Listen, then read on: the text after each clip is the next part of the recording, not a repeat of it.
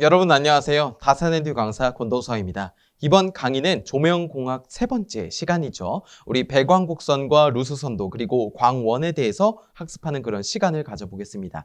지금부터 이제 조금 더 암기해야 되는 그런 내용들이 많아질 수가 있는데요. 약간 부담스럽게 느껴질 수도 있습니다. 하지만 여러분 걱정하지 마셔야 될 게 이게 한 번 암기하는 것이 어려운 것이지 우리가 이것을 어떻게 하면 효과적으로 암기할 수 있을지 계속해서 고민하면서 공부한다면 우리가 조금 더 효율적으로 공부할 수 있다는 거예요. 첫 번째 방법으로는 나만의 암기법을 만들어서 조금 암기를 하는 방법도 있을 것이고요. 아니면 내가 이건 진짜 못 외우겠다라고 하는 것들은 앞글자만 좀 부득이하게 앞글자만이라도 좀 암기를 하는 방법으로 조금 접근을 하시면 쉽게 문제를 풀이하실 수가 있을 것입니다. 하지만 이 모든 것의 기초가 되는 건 뭐예요? 바로 자신감이에요. 자신감. 여러분이 이 과목을 반드시 합격하겠다라고 하는 그런 자신감만 있다면 못하는 거는 절대 없다라고 생각을 합니다. 준비되셨을까요? 오늘도 한번 저와 함께 힘차게 전기 응용 및 공사재료 공부해 보셨으면 좋겠습니다. 자, 우리 배광곡선과 루소선도를 시작을 해볼 건데요. 배광곡선과 루소선도를 어디서 주로 사용을 하게 되냐면 이 광원의 전광속을 계산하는데 사용이 되는 방법 두 가지라고 보시면 돼요. 배광곡선이라고 하는 것과 루소선도라고 하는 것이 있는데 배광곡선은 광원을 기준으로 이렇게 광도의 분포를 방향별로 나타낸 그림이라고 보시면 되고요. 자, 이 루소선도는 그것을 조금 더 하나의 어떤 도형으로 함축화시킨 거예요. 우리가 조금 더 이해하기 쉽도록 그려놓은 건데 이 배광곡선과 루소선도 비교해서 한번 제가 설명을 드릴 거니까 이 단어에 너무 거부감 느끼지 마시고 천천히 따라와 주시면 되겠습니다.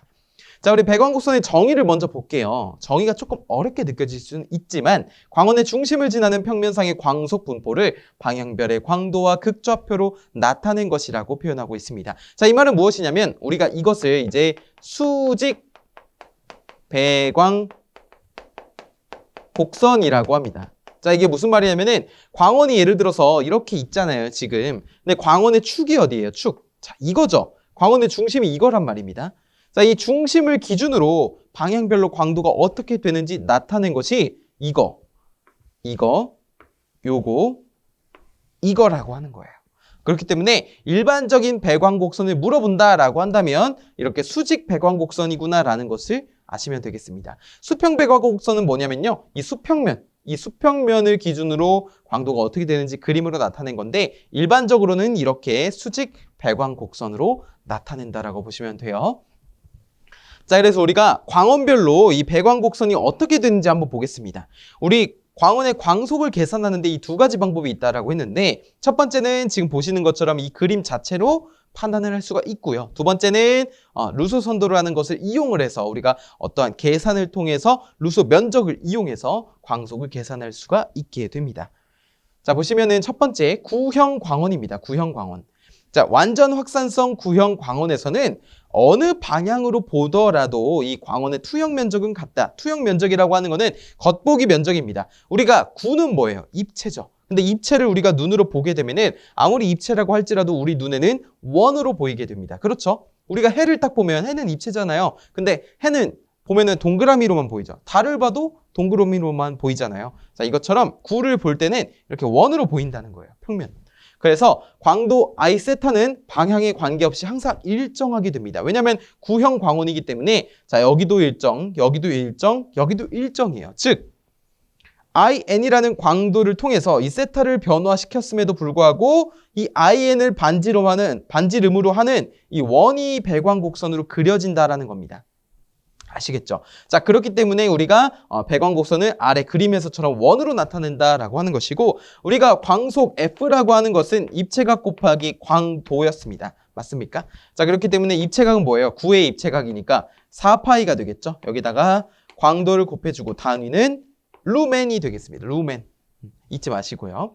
자, 어쨌든 구형 광원에서 광속은 이렇게 구할 수가 있게 되고 자, 그 다음에 원통형 광원입니다. 원통형 광원.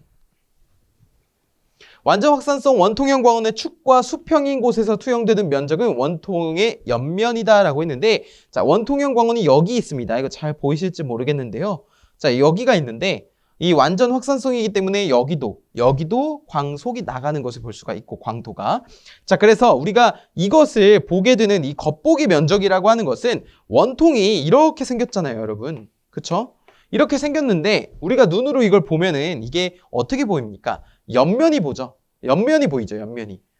수평인, 광원의 축과 수평인 곳에서 투영되는 면적이기 때문에 이 옆에서 보게 되면은 옆면, 직사각형이 보이게 됩니다. 그렇기 때문에 우리가 배광곡선은 어떻게 그려지게 되냐면 이렇게 그려지게 돼요. 이렇게 이 원 두 개 보이시죠?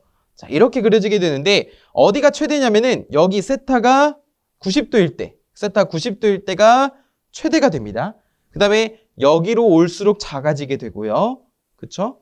이쪽으로 올수록 또 작아지게 돼요. 그러면 결국에 이게 최대니까 이것을 지름으로 하는 원으로 그려진다라는 거예요. 반대쪽도 마찬가지고요. 그래서 우리가 원통형 광원에서 광속은 어떻게 구했었냐면은 F는 오메가 I에서 원통형이니까 파이의 제곱에 I의 루멘이라고 표현을 할 수가 있겠습니다. 그렇죠? 자, 그다음에 세 번째는 우리가 평판형 또는 평면 광원이라고 부르는 것입니다. 자, 이거 보시면은 평면의 한쪽만 발광을 할 때, 평면이 이거잖아요. 한쪽만 발광을 하고 있을 때 투영되는 면적은 원이다라고 볼 수가 있게 되고요. 원으로 보이게 되고요. 따라서 배광곡선은 아래 그림에서처럼 IN, 세타는 0도, 이 점을 기준으로 지름으로 하는 원으로 그려진다라는 거예요. 마찬가지로 여기가 최대고 점점 작아진다라는 것입니다. 그래서 여러분이 지금 아셔야 될 거는 구형 광원이랑 원통형 광원이랑 평판형 광원이랑 배광곡선이 이렇게 그려지는구나 라는 것을 알고 계시면 됩니다. 이 정도만 알고 계셔도 돼요. 자, 그래서 여기서의 광속 F는 뭐예요? 입체각 곱하기 광도에서 파이의 I가 되겠죠. 마찬가지로 단위는 루멘이라고 표현을 할 수가 있겠습니다. 자, 그 다음에 세 번째가 아니죠. 두 번째, 루소선도를 한번 볼게요. 루소선도. 루소선도를 보시면 광원의 광도와 특정 방향으로의 극좌표로 나타낸 이러한 배광곡선이라고 했습니다. 그렇죠? 이 배광곡선을 무엇으로 변환한 것? 직각 좌표로 변환한 것이에요. 자, 곡선의 면적이라고 하는 것이 발생하게 되는데 그 면적이 광속에 비례하도록 나타낸 곡선이라고 보시면 됩니다. 이거는 우리가 광원별로 조금 어떻게 루소선도를 그릴 수 있는지 같이 알아볼 거예요. 제가 설명을 드릴 겁니다. 자, 전광속, 하반구 광속, 상반구 광속이 있는데요. 자, 여기서 우리가 지금 이 상반구, 하반구 뭔가 눈에 안 들어오잖아요. 그렇죠? 우리가 지금 이 공식만 딱 머릿속에 입력하고 가자고요. 전광속은 이렇게 구하는 겁니다. 이거 굉장히 자주 볼 거예요. F는 R분의 2파이 곱하기 S라고 하고요. S는 무엇이냐면 루소선도의 면적이 됩니다. 그래서 F라고 하는 전체 광속, 즉 총 광속이라고 하는 것은 R분의 루소 반지름이거든요. R분의 2파이 곱하기 S라는 공식으로 구할 수 있다라는 거예요. 우리가 이것을 이용해서 광속을 계산하고 광도도 계산해 내게 될 것입니다. 자, 하반구 광속이 있고 상반구 광속이 있는데요. 상반구라고 하는 거는 90도에서 180도 사이, 하반구라고 하는 것은 0도에서 90도 사이의 면적을 의미합니다. 이것만 좀 알고 넘어갈 거예요. 그렇기 때문에 여기가 똑같이 S라고 할지라도 이때 S는 0도에서 90도 사이의 S가 될 것이고요. 이때 S는 90도에서 180도 사이의 S가 된다는 점을 기억한 상태에서 우리가 예시를 하나씩 볼게요. 먼저 아까 전에 배광곡선을 봤듯이 구형 광원부터 한번 보겠습니다. 자, 이러한 게 있어요. 구형 광원인데 지금 원래 구형 광원이면은 이렇게 그려졌었잖아요. 근데 지금 뭐만 있나요? 반쪽만 있죠. 이렇게 반쪽만 그리는 겁니다. 먼저 배광곡선을 반쪽만 나타냈죠. 자, 그 다음에 우리가 여기 이 점을 기준으로 반지름으로 해서 원이 그려진다고 아까 구형공원 배광곡선에서 알게 되었었는데 이제 보니까 여기를 I 0도라고 보는 거죠. 세타가 0도니까. 자, 여기는 뭐예요? 45도니까 I 45라고 한 거고요. 여기는 90도니까 I 90이라고 한 거고 여기는 135, 여기는 180이라고 한 겁니다. 근데 여기 이때 반지름을 R이라고 표현하고 루소 반지름이라고 할 거예요. 근데 루소 반지름이 어떻죠? 여기도 같고 여기도 같고 여기도 같고 여기도 같습니다. 그렇죠? 그렇기 때문에 이 위에도 뭐가 되는 거예요? R이 되는 거예요. R.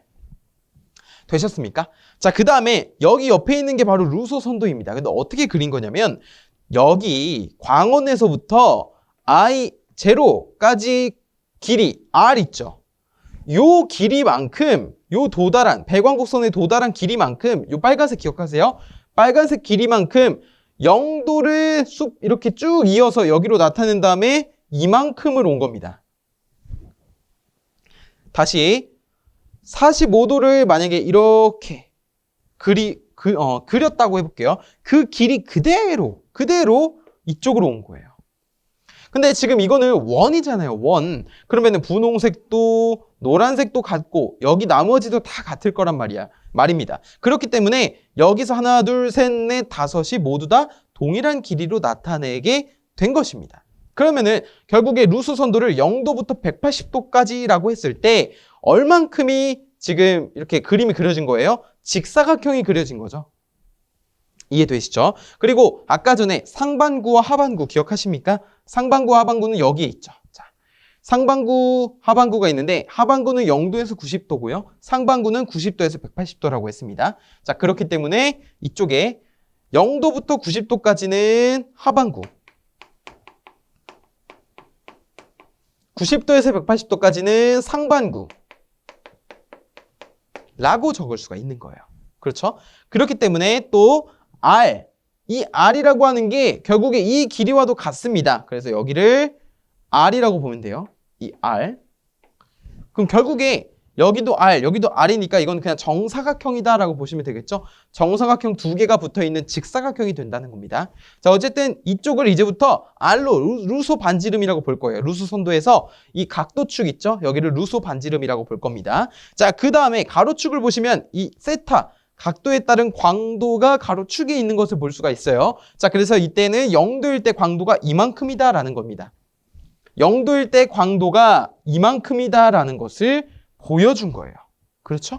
그렇기 때문에 여기가 이제 I라고 이렇게 표현을 해보겠습니다. 그러면은 자, 아까 전에 루소 면적 S 기억하십니까? 루소 면적이라고 하는 거는 바로 이 면적이에요.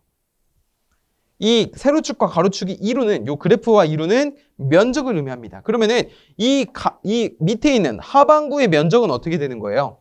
물론 R과 R로 같겠지만 여기 문자를 I로 표현했으니까 이 면적은 R 곱하기 I가 될 겁니다. 그쵸? 그럼 위에 여기도 상반구잖아요. 상반구도 어때요? 이쪽은 이제 R이 될 거고 이렇게.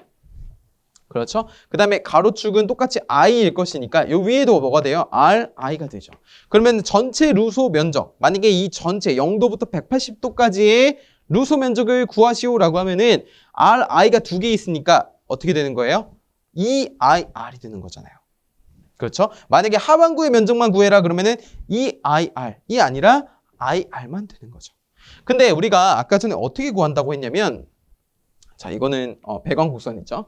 자, 여기 보시면은 F라고 하는 거는 루소 선도에서 R분의 2파이 곱하기 S라고 표현을 했어요. 그렇죠? 자, 그런데 S라고 하는 것을 만약에 하반구의 루소 면적이라고 가정을 해보면 어떻게 되냐면 R분의 2파이잖아요. R분의 2파이에다가 곱하기 면적 뭐였어요? R 곱하기 I였잖아요. 그러면 R 곱하기 I가 되는 거죠. 그러면 어떻게 구해지겠죠? 어떻게 구해지죠? R과 R이 지워지니까 뭐만 남아요? 2파이 I만 남죠. 아까 전에 구형 광원 뭐였어요? 구형 광원 정광속. F는 4파이 I였잖아요. 그런데 지금 무엇이 나왔습니까? 2파이 I가 나왔죠. 근데 이건 뭐예요? 하반구였어요. 그러면 상반구도 같이 하면 어떻게 되는 거예요? 결국에 4파이 I가 되는 거죠. 그러니까 즉 배광곡선에서 직접 안 거랑 우리가 기존에 알고 있던 공식인 거랑 루소 선도를 이용해서 구하는 이러한 전광속과 동일한 것을 알 수가 있는 겁니다. 우리 다음 예시도 한번 볼게요.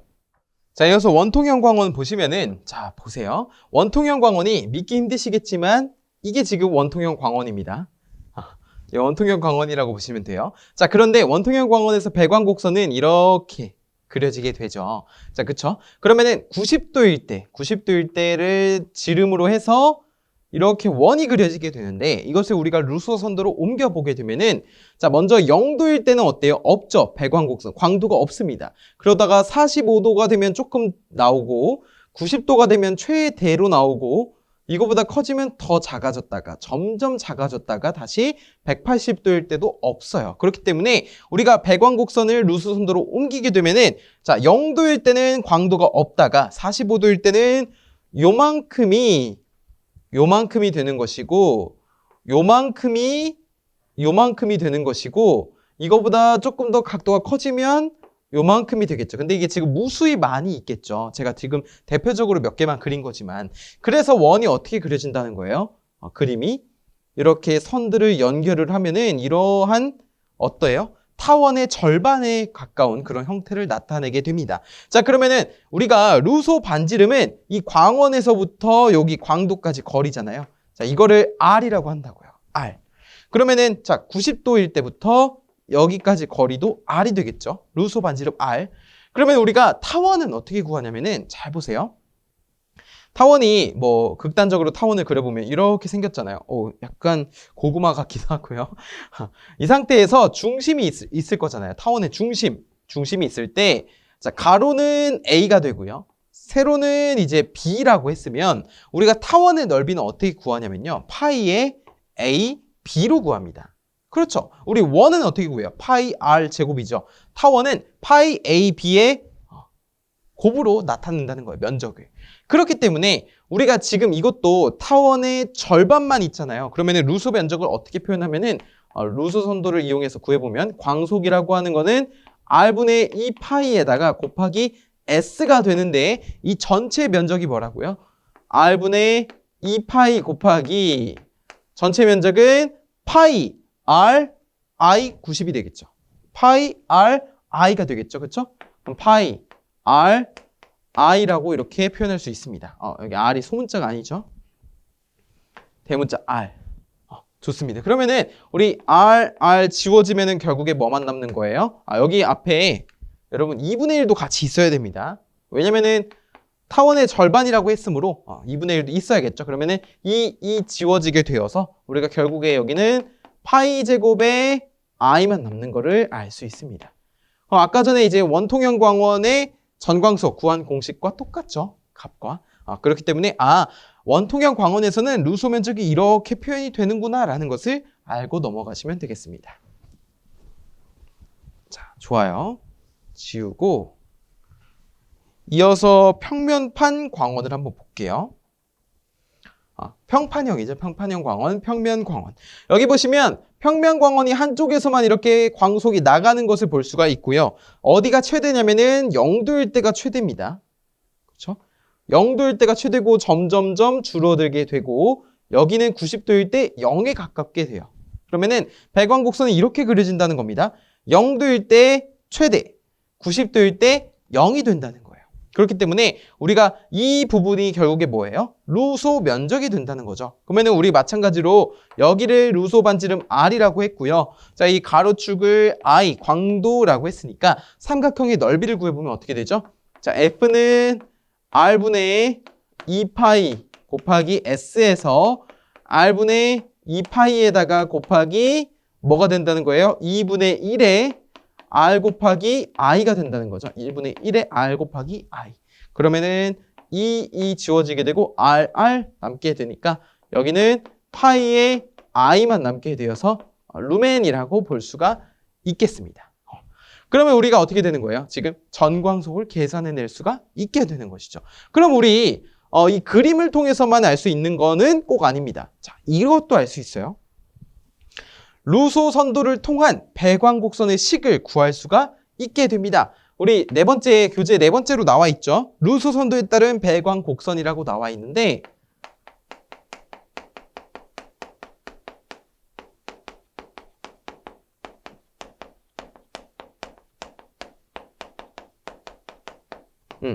여기 보시면은 우리 I 세타는 뭐라고 적혀 있어요? I 세타는 A 코사인 세타 플러스 B라고 되어 있습니다. 그렇죠? 자, 그러면은 I 세타 A 코사인 세타 B라고 되어 있는데 자, 여기서 A랑 B를 구해야지 우리가 배광곡선의 식을 나타낼 수 있을 거잖아요. 그럼 우리가 이 옆에 있는 그림을 토대로 한번 예시를 통해 한번 이 배광곡선 한번 구해보죠. 자, 이렇게 되어 있고요. 자, 이렇게 되어 있을 때 이 가로축을 뭐라고 한다고요? I 세타라고 한다고요. 그리고 세로축을 뭐라고 한다고요? 세로축은 우리가 뭐라고 할까요? 각도라고 할게요. 각도. 그럼 여기를 그냥 90도라고 보겠습니다. 이거랑 똑같이 여기를 45도. 여기는 0도라고 보겠습니다. 되셨죠? 자, 그러면 그림을 한번 그려볼게요. 그림을 그리면 이렇게 그려질 겁니다. 그렇죠? 그러면은 이렇게 될 거고, 우리가 그러면 여기를 100칸델라라고 볼게요. 이 끝나는 지점을 보통 주거든요. 그러면 여기를 100칸델라라고 보겠습니다. 그러면은 우리가 식을 세울 수가 있겠죠. I, 세타에 대한 식을 두 개로 세울 수가 있는데, 첫 번째는 I, 제로라고 하는 것은요, 어떻게 되는 거예요? 100. 100이잖아요. 근데 A 코사인 몇 도? 0도 플러스 B가 100이라는 거예요. 그 다음에 I 90도라고 하는 거, 이거는 A 코사인 90도라고 하는 것 더하기 B가 뭐가 된다는 거예요? 0이 된다는 거예요. 자, 그렇기 때문에 우리가 A, B를 각각 계산해낼 수가 있을 것입니다. 그러면 여기가 A가 코사인 0도가 1이 되겠죠. A 플러스 B는 100이 될 거고요. 자, 그 다음에 여기는 코사인 90도는 뭐예요? 0이잖아요. 그럼 A 없어지고 B만 남죠? B는 0이라는 겁니다. 그럼 이 두 개의 식을 연립을 했을 때 뭐만 남는 거예요? A에다 A 플러스 0은 100이니까 A에 100이다라는 결론이 나오게 되죠. 그럼 우리가 배광곡선의 식은 어떻게 됩니까? I 세타라고 하는 것은 100 코사인 세타라고 정리를 할 수가 있겠죠. 이러면은 칸델라라고 표현을 할 수가 있을 것입니다.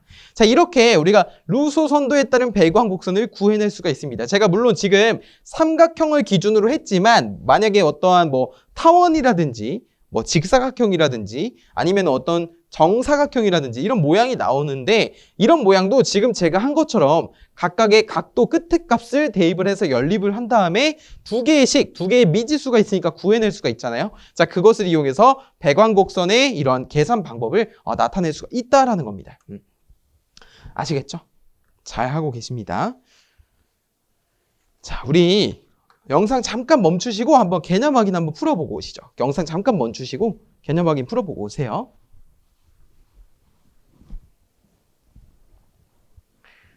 준비되셨나요? 배광곡선과 루소선도 개념 확인입니다. 첫 번째, 다음 설명을 읽고 맞으면 O, 틀리면 X를 하라는 문제입니다. 자, 보시면은 1번 구형광원은 방향에 따라 광도가 다르다라고 했는데, 구형광원은 방향에 따라 광도가 동일하죠. 그래서 X가 되겠고, 광속은 루소 면적에 반비례한다?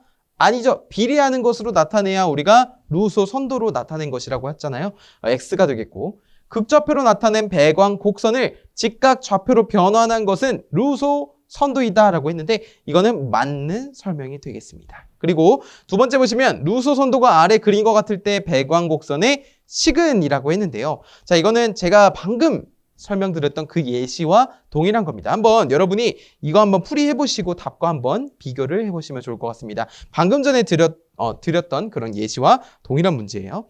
자, 그리고 3번에 보시면 루소 선도에서 광원의 전광속 F의 식이라고 물어봤는데요. 자, 여기서 F는 전광속, R은 반지름, 그리고 S는 루소 선도의 면적이라고 되어 있는데, 우리 F는 R분의 2파이 곱하기 S로서 우리가 전광속을 구해낼 수 있다라고 했습니다.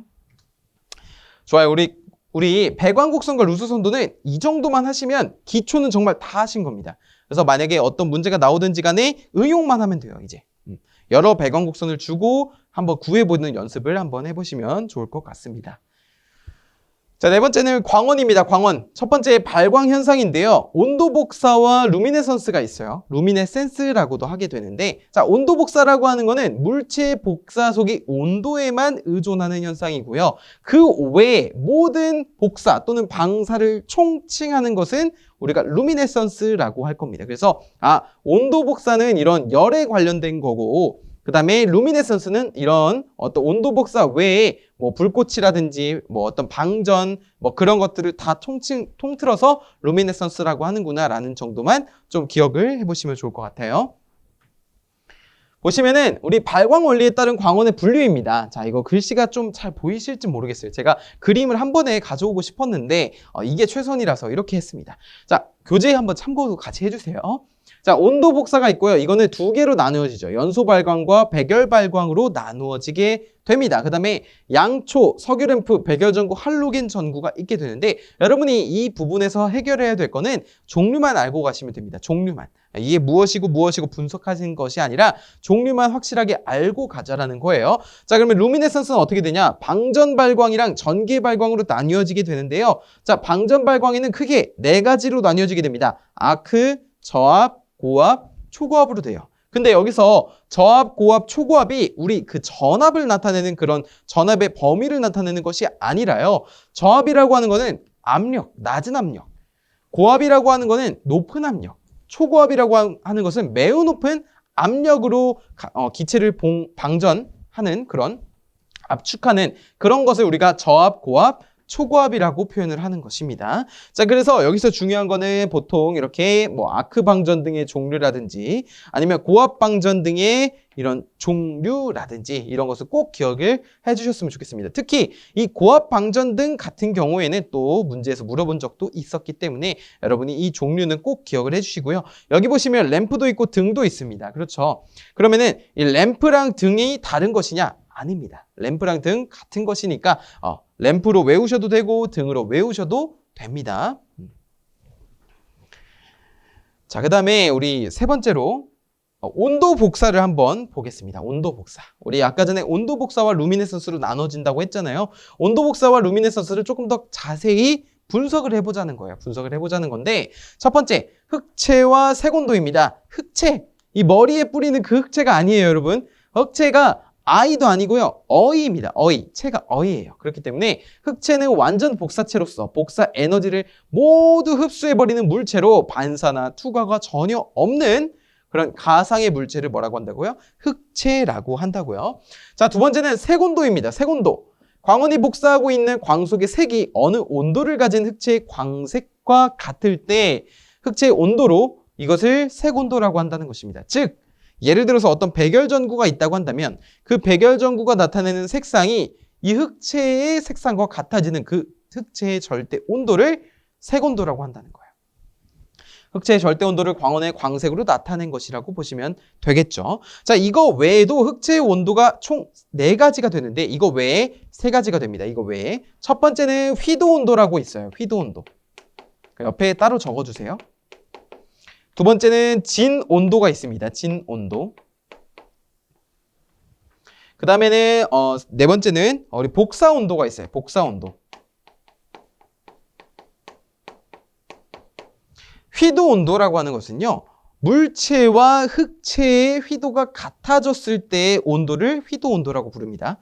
진 온도는 그 물체의 온도, 진짜 온도를 말하게 되는 것이고요. 복사 온도는 뭐냐면 복사 에너지의 총합, 그러니까 복사 에너지가 흑채랑 이 물체가 같아졌을 때 그때의 흑채의 온도를 복사 온도라고 한다는 거예요.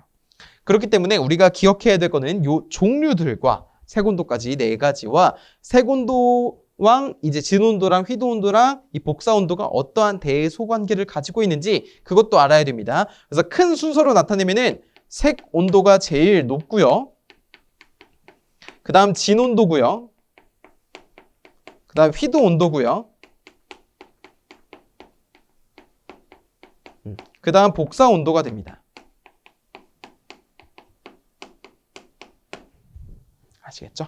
자, 이 4가지 순서는 꼭 기억을 해주세요. 앞 글자만 색, 진, 휘, 복 이런 식으로 암기하셔도 상관없습니다.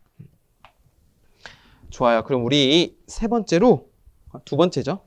플랑크의 법칙을 한번 볼게요. 플랑크의 법칙.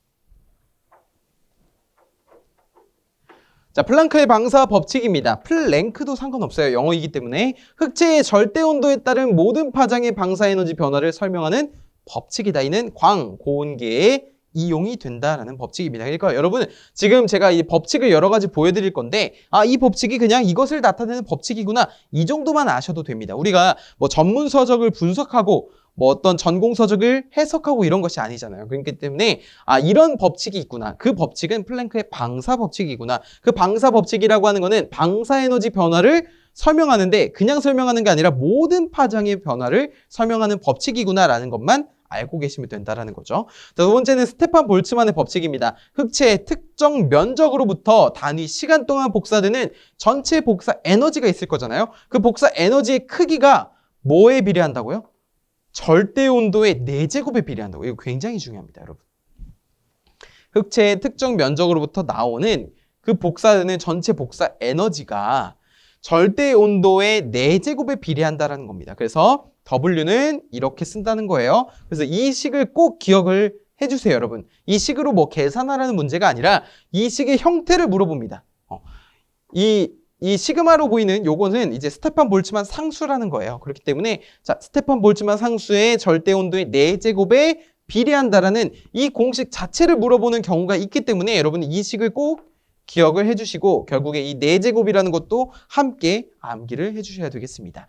자, 네 번째는 빈의 변이 법칙입니다. 흑체의 최대 복사 에너지에서의 파장 람다 m은 절대 온도 t가 높을수록 짧아진다라고 했습니다. 그러면 여기 보시면 람다 t는 뭐라고 되어 있어요? 2.896 곱하기 10의 마이너스 세제곱이 되어 있고 단위는 미터 k라고 되어 있습니다. 그럼 이거를 좀 다르게 표현하면 어떻게 되냐면 2.896에서 소수점을 셋째 자리를 없애버리고 우리가 2896이라고 써볼게요. 그러면 멀쩡한 수를 지금 2896으로 만들었으니까 다시 되돌려 놔야 되잖아요. 그러면 여기다가 되돌려 놓으면 10의 마이너스 세제곱을 곱해줘야 되죠. 근데 기존에 10의 마이너스 세제곱이 있으니까 10의 마이너스 세제곱, 10의 마이너스 세제곱이 만나면 10의 마이너스 6제곱이 되죠. 그러면 여기가 10의 마이너스 6제곱이 되고 여기가 미터 K가 되잖아요.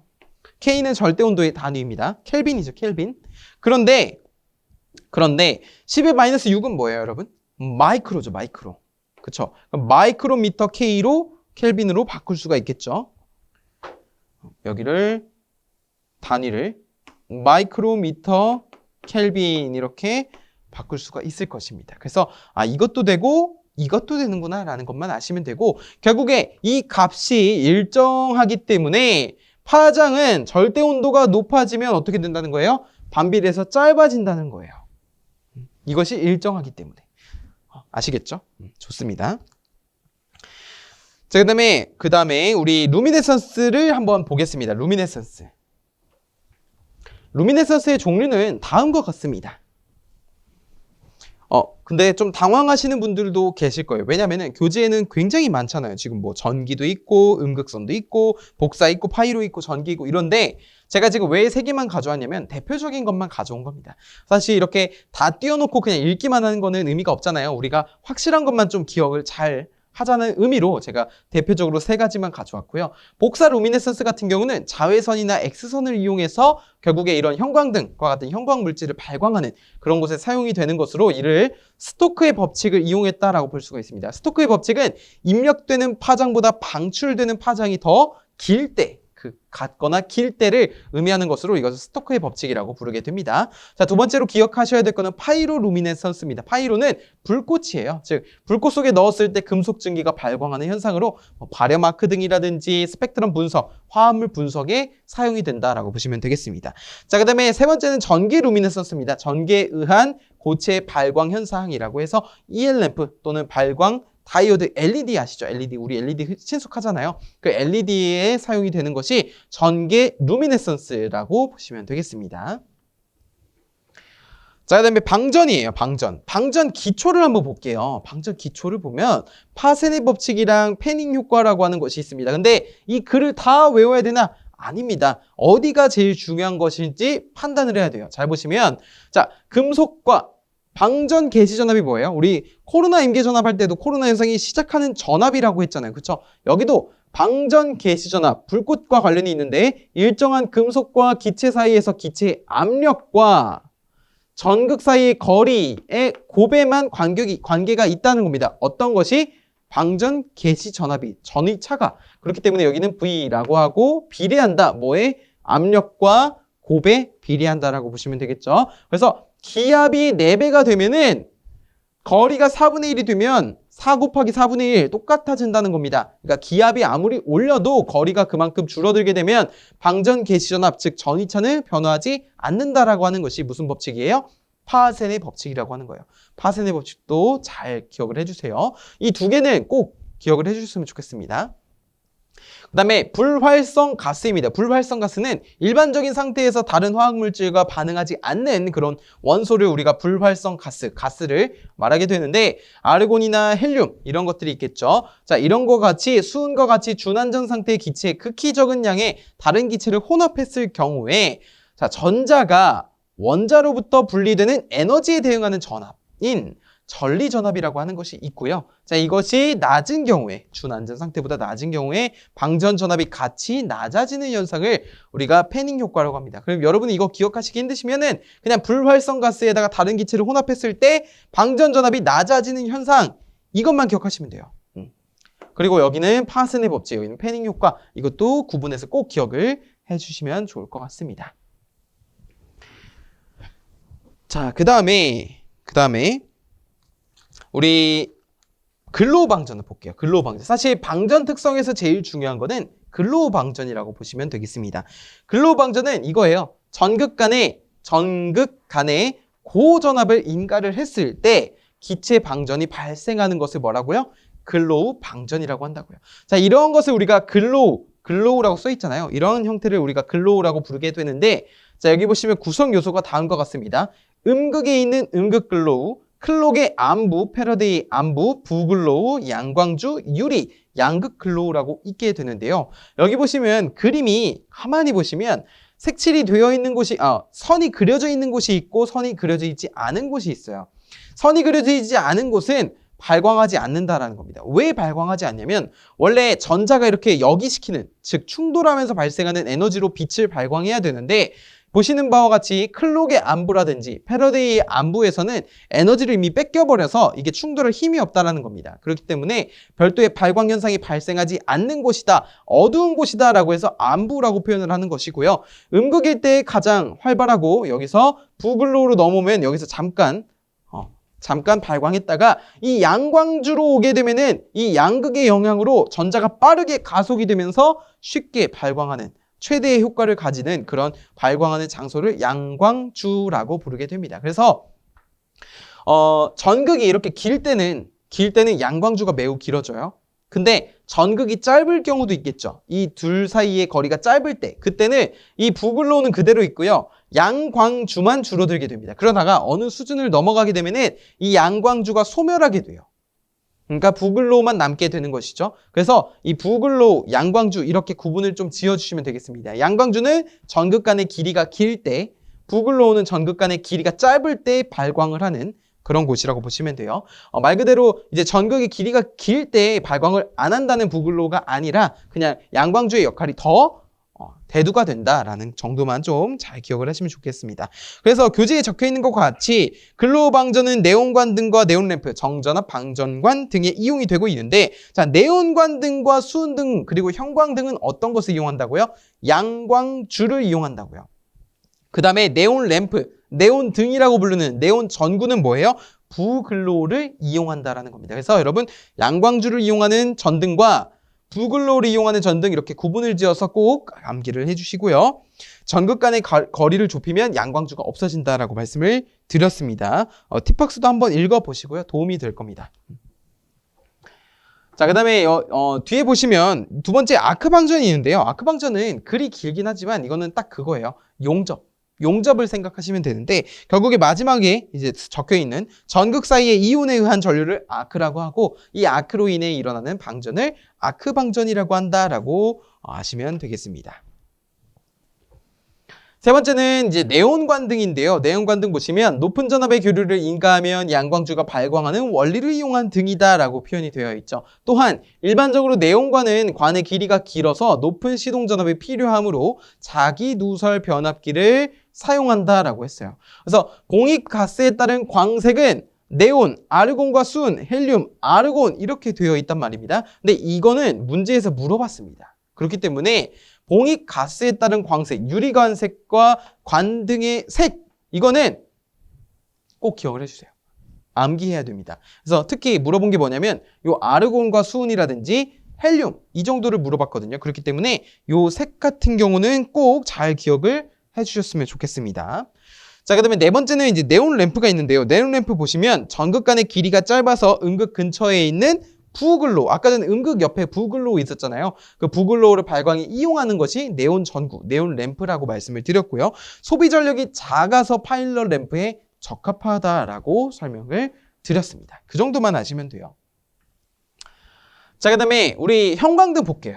형광등 보시면, 자, 저압 기체 방전을 이용해서 수은 원자의 자외선을 발생시켜 이 복사 루미네선스를 이용한 거죠. 이를 유리관 내에 도포되어 있는 형광체에 조사를 했을 때 형광체로부터 무엇이 가시광선이 발광이 되는 램프다라고 해서 이렇게 가시광선이라고 하죠. 자, 이런 거는 스토크의 정리를 이용했다라고 본다고 했습니다. 그래서 이 유리관 내부에는 뭐가 있냐면 아르곤이라든지 수은 증기 등의 불활성 기체가 같이 봉합이 되어 있다라고, 봉입이 되어 있다라고 보는 거예요. 일반적으로 형광등은 주위 온도 25도씨, 관벽 온도 40에서 45도씨일 때 복사 효율이 최대이다. 이 문제로 출제 여러 번 되었습니다. 그래서 제가 지금 노란색으로 표시한 부분 있죠? 꼭 기억을 해주세요. 형광등은 주위 온도와 관벽 온도, 복사 효율 최대. 이렇게 기억하시면 됩니다. 온도 범위 잘 기억을 해주시고요. 자, 형광등의 구조를 보면 베이스도 있고 전극도 있고 유리관도 있고 아르곤 원자도 있고 가시광선. 아르곤이랑 수은이 이제 그거죠. 이제 불활성 기체. 그 다음에 형광체가 있어서 여기에 에너지가 가해졌으니까 발광을 하게 되는 그런 원리가 되겠습니다. 아까 전에 네온램프에서 이런 용도들도 있었는데요. 용도들도 함께 잘 읽어주시면 좋습니다. 자, 그리고 전극이 보시면 흑화현상이라고 나와 있어요. 특징이 보시면 흑화현상이라고 있는데 우리 형광등 요즘에는 또 LED로 바꿔서 잘 모르실 수도 있는데 형광등을 보시게 되면은 양 끝이 이렇게 검게 불에 그을린 것처럼 되는 경우가 있어요. 저는 이제 전기 봉사활동을 갈 때 그런 것들을 굉장히 많이 봤거든요. 그래서 형광등을 이렇게 교체해드리려고 가면은 형광등의 양 끝에 이렇게 검게 그을린 게 있습니다. 그게 바로 흑화현상이라고 하는 겁니다. 흑화현상. 흑갈색 띠를 형성하는 것을 말하는 것입니다. 이거는 이제 형광등의 수명이 다 됐다는 그런 증거도 되겠죠. 자, 그리고 밑에 보시면 형광등에 점등이 있습니다. 역류를 개선하기 위해 전원과 병렬로 콘덴서를 접속한다라고 되어 있는데 거기 보시면 어떠한 그림이 있잖아요. 그림, 그쵸? 그림 보시면 이렇게 되어 있습니다.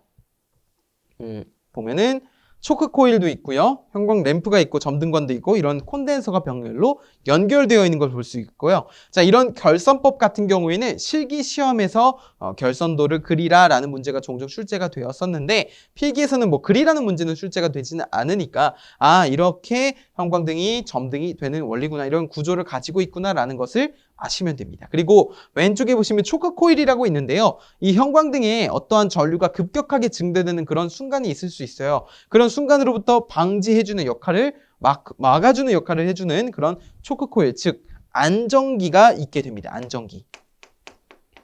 그래서 우리 형광등 수리하다 보면은 안정기가 나갔어요 라고 할 수도 있잖아요. 그 안정기가 이 초크 코일이 나갔다라는 것입니다.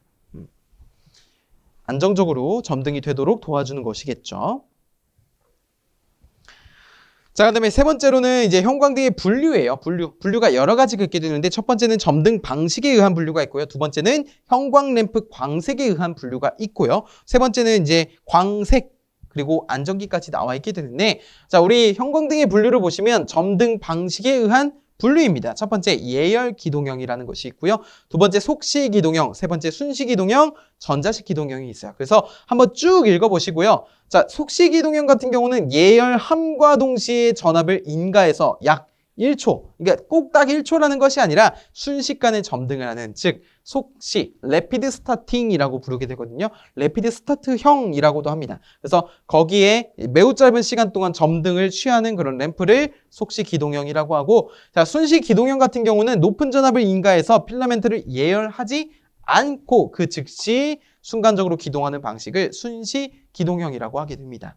자, 그리고 전자식 기동형은 반도체 소자와 변압기, 초크 코일, 커패시터 등을 조합해서 회로를 구성함으로써 우리가 형광등을 방전시키는 그런 기동형을 전자식 기동형이라고 하게 되고요. 여기 보시면 속시 기동형 같은 경우는 안정기 전극 가열용 예열을 해야 되기 때문에 전극 가열용 권선을 따로 설치를 해줘야 되고, 순시 기동형 같은 경우에는 자기 누설 변압기를 추가로 사용을 해야 됩니다.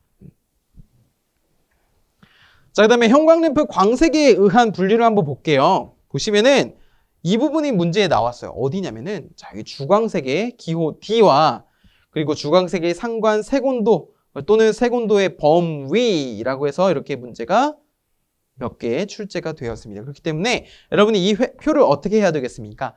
외워야 되겠죠. 주광색 D, 주백색 N, 백색 W 이렇게 쓰죠. 그러니까 즉 우리 공사기사 실기시험에서도 이 주광색의 기호가 이렇게 나와 있는 경우가 있었어요. 그러니까 즉 뭐 예를 들어 20 D, 이 D라고 썼네요. 뭐 20D다 이렇게 되어 있면은 소비전력 20W인 D 주광색 형광등이다 라고 표현을 할 수가 있겠죠. 그래서 이런 식으로 해서 표에 대한 내용을 물어보는 문제가 필기, 실기 모두 나왔기 때문에 여러분이 이 형광램프 광색에 의한 분류는 꼭 기억을 해주셨으면 좋겠습니다. 색온도가 가장 높은 건 뭐예요? 주광색이에요. 가장 낮은 거는 전구색이에요. 근데 자주 나오는 거는 요 백색과 주광색이라고 보시면 되겠습니다. 자, 그다음에 네 번째는 형광색 광색입니다. 여기서 자주 나오는 거는요. 자주 나온 건 아니고 다뤄졌던 거는 이렇게 규산 아연과 붕산 카드뮴 정도가 되겠어요. 그때의 색깔은 녹색과 분홍색입니다. 녹색이 굉장히 안정적이고요. 적색이 굉장히 안정적이지 않습니다. 그래서 효율이라고 하는 것은 녹색이 가장 높고 적색이라고 하는 것이 가장 낮다라고 볼 수가 있어요. 자, 규산 아연, 붕산 카드뮴, 광색 꼭 기억을 해주시고 이 분홍색 같은 경우는 어디서 보셨죠? 정육점 같은 데서 보셨을 겁니다. 정육점 같은 데서. 자, 그 다음에 우리 램프의 효율을 한번 볼게요. 자, 이 램프의 효율도 많이 다뤄졌어요, 여러분. 램프의 효율을 뭐 묻는 것도 나오겠지만 출제될 때 보통 어떻게 출제가 되냐면 램프의 효율이 가장 높은 것은 램프의 효율이 가장 낮은 것은 이렇게 물어본단 말이에요. 그럼 가장 높은 것을 고를 때 우리가 이 6개가 다 주어지진 않겠죠. 왜냐면 보기가 4개밖에 없잖아요. 그래서 만약에 여기 4개를 딱 꼽았는데 그 중에서 가장 높은 게 무엇인지를 알아야 되기 때문에 우리가 이 표에 있는 효율은 그리고 램프의 종류랑은 매칭을 꼭 시켜봐야 된다는 겁니다. 즉 고압 나트륨 램프는 100에서 140, 메탈 할라이드 램프는 70에서 80, 고압 수은 램프는 30에서 50, 형광은 48에서 80, 할로겐은 20에서 22, 백열전구는 7에서 22 정도가 되겠죠. 그러면 가장 높은 건 고압 나트륨, 가장 낮은 건 백열전구가 되겠습니다. 자, 그 다음에 안정기는 아까 전에 초코콜 설명드릴 때 드렸던 내용이 되겠습니다. 자, 그리고 팁박스에 보시면 HID 등이라고 되어 있는데 HID 램프라고도 표현을 합니다. 그거는 자 고압 나트륨 램프와 메탈 할라이드 램프와 고압 수은 램프를 통틀어서 뭐라고 부르냐면은 이거를 이제 HID 등이다라고 표현을 해요. 요거는 명칭이 어떻게 되냐면 고효율 방전 램프, 고효율 방전 등이라고도 표현을 했고요. 자, 그리고 뭐 효율이 좋고 그 다음에 소형으로 수명이 길다라는 특징을 갖고 있으니까 여러분이 이 표도 암기하시면서 이 세 개, 위에 세 개는 HID 등이구나라는 것을 알고 계시면 좋을 것 같습니다. 다섯 번째 보시면 LED라고 있는데요. LED는 그냥 특징만 한번 읽어보시면 좋아요. 자, 이거를 뭐 특징을 탁 집어서 물어보는 것이 아니므로 그냥 LED, 우리 발광 다이오드라고 하는 것은 구조적으로 기존 광원과 달리 작은 점광원이다라는 정도와 단색광을 발광해서 연색성이 나쁘다라는 정도와 그리고 전기적으로 특성 전압 이상에 점등한다는 거, 우리 전압 강화가 있기 때문에 특정 전압 이상에 점등한다는 것과 점등 후에는 전압 변화에 민감하게 반응한다는 점, 그리고 등기구 효율, 그러니까 등기구 효율이 2배의 등기구 효율이 가능하다라는 점, 그래서 우리가 이제 형광등 말고 LED 등으로 바꾼다는 점, 그 정도만 좀 알고 계시면 좋을 것 같습니다. 그 다음에 뒤에 보시면 방전등의 종류 및 특성이 있어요. 자, 이거는 몇 개의 중요한 것만 좀 말씀을 드리겠습니다. 먼저 탄소 아크등이라고 하는 거는 각각의 아크등별로 이런 종류들 정도가 되겠고요. 두 번째 나트륨 등은 제가 강의 초반에 말씀드렸는데 안개 많은 지역이나 터널에 이런 주로 주황색으로 보이는 그런 조명이 다 나트륨 등이에요. 왜냐하면 연색성이 매우 나빠서 투과력이 뛰어납니다. 그렇기 때문에 잘 보일 수 있도록 그렇게 터널에다 나트륨 등을 많이 시설하게 되고요. 근데 그런 조명이 우리 뭐 사무실이라든지 아니면 공부방, 집에 있으면 어떨까요? 굉장히 눈 아프겠죠. 모든 게 더 잘 보이기 때문에 실내 조명으로는 부적절하다는 특징을 갖고 있습니다. 효율이 가장 좋아요. 그 다음에 수은등입니다. 수은등은 저압, 살균용 형광등, 고압, 공원, 경기장, 공장, 이중관 구조. 자, 여기도 마찬가지로 저압, 고압, 초고압이 전압이 아니죠. 압력을 나타내는 겁니다. 이 mmHg라고 적혀있는 게 밀리미터 Hg 또는 수은주 밀리미터라고 해서 압력을 나타내는 단위입니다. 수명은 3000에서 6000이고요. 제논등은 이제 크세논이라고도 하게 되는데 예전에는 그랬어요. 근데 이제 제논등이라고 하게 되고 제논 램프도 상관없습니다. 고압의 제논가스 방전을 이용하고 천연주광에 가장 가깝다라는 특징을 갖고 있게 됩니다. 자, 그 다음에 우리 밑에 보시면 네온 전구와 그리고 네온관 등, 형광등이 있게 됩니다. 자, 보시면은 자, EL등도 있게 되는데요. 이거는 전개 루미네센스에 의한 고체의 발광 현상을 이용한 램프가 되겠고요. 자, 네온관등은 양광주 부분의 발광을 이용했다는 특징과 네온 전구는 소비 전력이 작고 음극만 발광함으로써 직류 극성 판별용으로 쓰이게 되고요. 또는 파일럿 램프에 적합하다라고 볼 수가 있겠죠. 그래서 일정 전압에만 점등하므로 검전기라든지 교류 파고값의 측정 등에도 이용이 된다는 것이 네온 전구의 특징이 되겠습니다. 네온 전구는 부글로를 이용했다라고 볼 수가 있겠죠. 자, 그 다음에 백열전구입니다. 백열전구. 여러분 백열전구 써본 적 있으십니까? 백열전구.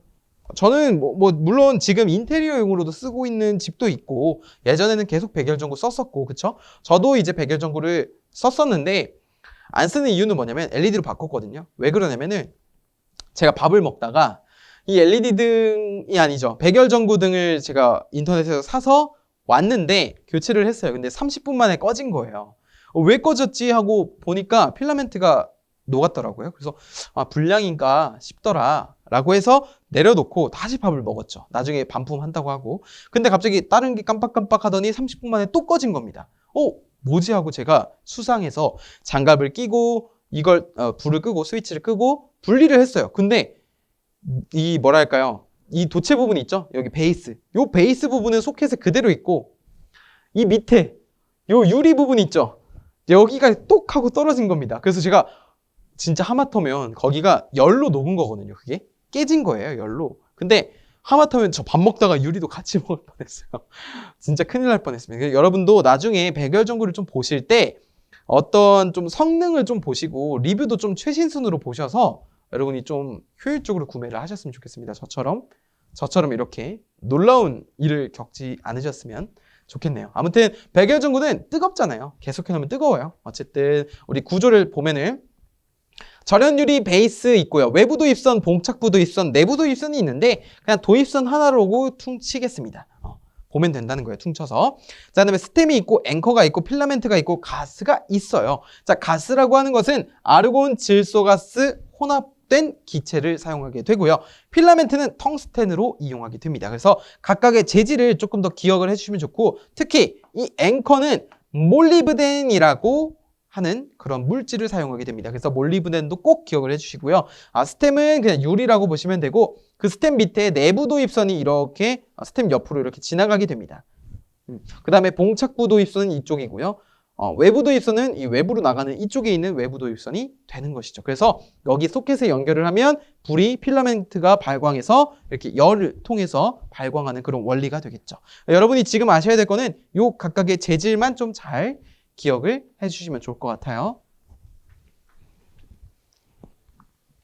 자, 좋습니다. 우리 보시면은 아까 전에 혹시 형광등을 할 때요, 여러분 이 부분에서 동정곡선이라고 하는 것이 나옵니다. 그렇죠? 동정곡선이라고 하는 것이 나오는데 자, 점등 중 광속의 감소하는 비율과 시간과의 관계를 나타낸 곡선을 동정곡선이라고 해요. 자, 근데 초특성의 전광속이 있고 동정특성의 광속이 있습니다. 근데 전광속이라고 하는 거는 보통 100시간 점등 후의 광속을 말하게 되고요. 우리 동정곡선에서 사용하는 그 수명에 관련된 그런 동정특성 광속은 500시간 점등이라고 하게 됩니다. 그래서 100시간, 500시간 이렇게 구분을 지어 주셔야 되고요. 그리고 수명이 약 7000시간으로 길고 효율이 좋다라고 표현을 했었는데 7000시간이면은 긴 거죠. 우리가 불을 하루 종일 켜놓는 건 아니니까 수명이 7000시간이고 이거는 아예 방전 불능 상태가 되거나 아니면 광속, 전체 초기 광속의 80% 이하가 되면은 우리가 이걸 수명이 다 됐다라고 표현을 하게 됩니다. 그것만 좀 추가로 기억하시면 좋을 것 같아서 제가 말씀을 드렸어요. 자, 그 외의 구성을 보면은 도입선인 경우에는 여기 외부 도입선 구리선, 내부 도입선 뭐 니켈이나 니켈 도금 철선, 봉착부 도입선은 팽창 계수가 일치하는 듀밋선을 사용한다라고 되어 있고요. 구리를 주성분으로 하는 구리 아연계 합금을 사용하는 것이 베이스. 앵커는 몰리브덴 선을 유리와 잘 밀착시키기 위해서 몰리브덴 선을 사용하게 된다라는 것입니다. 그래서 우리가 지금 보시면 도입선이 이렇게 구분이 되어 있겠지만 하지만 그냥 보통 일반적으로 듀밋선을 사용한다라고 보시면 돼요. 듀밋선은 뭐 니켈이나 이런 합금, 철 합금 선으로 해서 거기에 구리 도금을 한 게 듀밋선이거든요. 듀밋선을 보통 사용을 한다라고 보시면 되겠습니다. 그리고 그 밑에 보시면 필라멘트의 구비 조건이 있어요. 첫 번째는 융해점이 높을 것, 두 번째는 온도 계수가 정일 것, 세 번째는 가공이 용이할 것, 그 다음에 고유 저항이 클 것인데 우리 고유 저항이 왜 커야 되냐면 우리 필라멘트가 지금 열이 발생해야 되잖아요. 근데 우리 열 공식 써보면 H는 0.24의 I 제곱 RT예요. 그렇기 때문에 저항이 증가하면 발열량도 증가하게 되죠. 그렇기 때문에 고유 저항이 커야 되겠고요. 근데 너무 크면은 좋진 않겠죠. 적당한 게 좋겠죠. 그리고 이제 선 팽창 계수가 작을 것이라고 해서 늘어나면 안 되기 때문에 팽창 계수는 작아야 되겠고요. 고온에서의 증발 또한 작아야 되겠습니다. 융해점이 높다는 건 뭐예요? 녹는 점이 높다라는 거예요. 근데 녹는 점이 낮게 되면은 녹을 수가 있기 때문에 우리 융해점은 높아야 되겠습니다. 아시겠죠? 자, 그다음에 봉입가스, 우리 유리구 개터가 있습니다. 봉입가스 유리구 개터가 있는데요. 백열전구에 불활성 가스를 봉입하면 텅스텐의 증발을 억제할 수 있으므로 필라멘트의 온도를 높일 수 있어서 효율이 높아진다라고 볼 수가 있고요. 아까 전에 말씀드린 것처럼 질소와 아르곤의 혼합가스가 사용되는 것이 봉입가스라고 할 수가 있고, 자, 아르곤 질소가 있게 되는데 아르곤은 여기 방전을 일으키기 쉽다만 기억하시면 되고요. 질소는 산화를 방지하고 아크를 억제해서 수명을 연장한다라고 보시면 되겠습니다. 그 다음에 유리구는 우리 그냥 유리로 된 구를 말하게 되고요. 개터가 문제 나왔어요. 개터. 굉장히 중요합니다. 시험에 나온 적이 있어요. 불활성 가스를 제외한 모든 가스나 수분을 화학반을 통해 흡수 제거할 수 있는 소재로 필라멘트의 산화, 유리의 흑화를 방지한다. 즉 산화와 흑화를 동시에 방지하고 결국에 궁극적인 목적이 뭐예요? 수명을 길게 하는 겁니다. 그래서 문제에서 만약에 뭐 전구의 수명을 길게 하는 아니면은 뭐 개터의 사용 목적으로 옳은 것은이라고 물어본다면 수명과 관련된 내용을 골라주시면 정답으로 되는 것이죠. 좋습니다. 정말 지금 잘 학습하고 계십니다. 정말 잘하고 계세요. 우리 특성을 보시면요. 뭔가 좀 복잡해 보이죠. 하지만 우리가 중요하게 봐야 될 거는 바로 이 광속입니다. 다른 특성들도 전압에 관계가 있겠지만 전압에 관련된 특성에서 이 광속을 보자는 거예요. 백열전구의 광속 특성. 여기 보시면 F0라고 하는 것은 이 V0일 때 광속인데 V0가 뭐냐면 정격 전압입니다. 정격 전압이고 정격 전압일 때 광속이고 F는 제어하는 광속이고요. V는 뭐냐면 입력되는 전압입니다. 그래서 전압의 B가 결국에 광속의 B와 같다라는 것과 마찬가지인데 그냥 같은 것이 아니라 이 전압 지수가 있죠. 광속의 전압 지수라고 하는 것이 주어져 있는데 이 값이 지금 3.6이라고 적혀 있는데 어떤 경우에는 3.3부터 이렇게 3.6까지 왔다 갔다 하는 수치를 나타내고 있고요. 우리 실기 시험에서도 문제를 물어보거든요. 근데 문제를 물어볼 때 이 광속의 전압 지수를 줍니다. 그러면 이 전압 지수를 준 만큼 전압에 비례해서 어떤 광속을 계산한다든지 그런 계산 과정을 토대로 하면 되겠습니다. 그래서 나머지 수명, 효율, 전력, 전류도 한번 보시면 좋을 것 같아요. 자, 두 번째는 이제 에이징입니다, 여러분. 에이징. 에이징은 제작 이후에 처음 점등할 때 필라멘트의 결정 구조가 안정되지 않아서 광속과 전류가 급격한 변화를 나타냅니다. 우리 전동기 기동 전류처럼 처음에 뭉 하고 돌잖아요. 그러면은 우 하면 불안정한 상태를 유지한다는 거예요. 근데 제작 직후에 약간 높은 전압을 가해 줌으로써 특성을 안정시켜 준다라는 거죠. 그래서 최초 점등 후에 수십 분 사이에 일어나는 현상이며 이 현상을 에이징이라고 한다라는 것을 말해주고 있습니다. 자, 그 다음에 동정입니다. 동정은 아까 전에 제가 설명드린 것과 같은데요. 동정이라고 하는 것은 점등 후 시간에 따라서 광속이라든지 전류, 효율, 전력이 약간씩 변화하는데 이거를 동정이라고 하고 이런 특성의 변화를 곡선으로 나타낸 것이 동정곡선이다라는 것입니다. 그래서 100시간은 이제 규격 점등 시간이 되겠죠. 아까 전에 전광속은 100시간이라고 했고요. 그 다음에 동정 광속, 동정 이제 전광속 말고 동정곡선 있죠. 수명 동정곡선에서의 그런 광속은 500시간 후 점등 후에 그런 광속이라고 말씀을 드렸습니다. 좋습니다. 우리 지금 백열전구 장단점으로 넘어가 보는데요. 장단점도 한번 읽어보시면 좋아요. 연색성이 좋고 광색이 따뜻하고요. 그렇기 때문에 인테리어용으로 자주 사용하는 건 사실입니다. 점등이 간단해서 즉시 점등할 수 있고요. 가격이 저렴해요. 가격 저렴하고 램프 효율이 낮고 수명이 짧아요. 수명이 좀 짧습니다. 형광등에 비해. 휘도가 높아서 눈부심이 발생하고요. 이 맨눈으로 보지 못합니다. 너무 눈부시거든요. 대형으로 사용이 불가능하고 방사되는 열이 많아. 제가 경험했죠. 방사되는 열이 많아 이용 시 불편하다인데 저는 이렇게 끊어질 줄은 몰랐습니다, 여러분. 이게 금이 애초에 가 있던 건지는 모르겠는데 어쨌든 그런 경험이 있다는 점 아시면 되겠고. 자, 할로겐 전구는 봉입된 가스의 어떤 원소? 할로겐 원소를 봉입시켜서 전구의 총칭을 할로겐 전구라고 하는 거예요. 그래서 필라멘트의 흑화 현상을 방지하는 고효율의 광원이다라고 보시면 되겠고요. 용도는 다음과 같습니다. 옥 외용 투광 쏘는 거 있죠? 투광 조명과 광학용, 자동차용 조명과 스폰라이트 조명 등이 있겠고요. 장단점으로 장점이 있고 장점을 보시면은 흑화가 거의 발생하지 않아요. 우리 형광등의 단점은 흑화가 발생한다는 건데 할로겐 전구는 흑화가 발생하지 않아서 효율이 높습니다. 그 다음에 초소형 경량화의 전구로 백열 전구의 10분의 1배로 소형화가 가능하고요.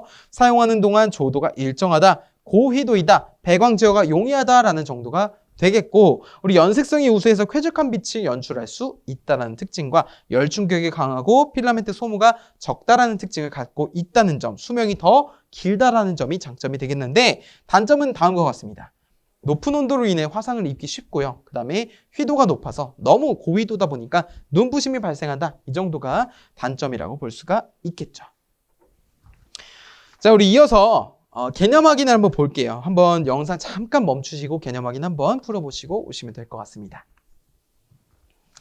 자, 풀어봤다고 가정하고 한번 같이 해볼까요? 좋습니다. 자, 광속의 색이 어느 온도를 가진 흑채의 광색과 같을 때 흑채의 온도를 색 온도라고 한다. 맞을까요? 틀릴까요? 맞습니다.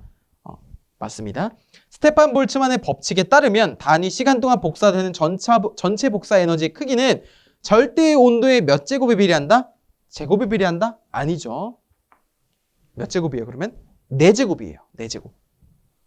빈의 변이 법칙에 따르면 흑채의 최대 복사 에너지에서의 파장은 절대 온도가 낮을수록 짧아진다. 자, 빈의 변이 법칙 람다 m 곱하기 t라고 하는 것은 2.896 곱하기 10의 마이너스 세제곱의 미터 켈빈이라고 했는데 이것이 일정하다 보니까 파장은 절대 온도가 낮으면 어떻게 되죠? 길어지게 되죠. 따라서 x가 되겠습니다. 반비례하는 거예요. 자, 스토크의 법칙이라 하면 형광체가 발산하는 복사의 파장은 조사된 복사의 파장보다 항상 길다라는 법칙이다. 맞을까요? 틀릴까요? 4번은 맞는 설명이죠. 맞는 설명.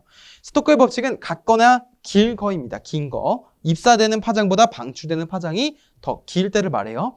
5번째, 일정한 금속과 기체 사이에서 기체의 압력과 전극 사이의 거리의 곱에만 관계가 되어 있다는 법칙은 플랭크의 방사 법칙이다. 이것도 맞는 설명이죠. 플랭크의 방사 법칙. 그래서 죄송해요. 플랭크의 방사 법칙이 아니라 파센의 법칙이죠. 파센의 법칙. 파센의 법칙이에요. 그래서 파센의 법칙의 방전 개시 전압은 비례하더라. 어떤 거에?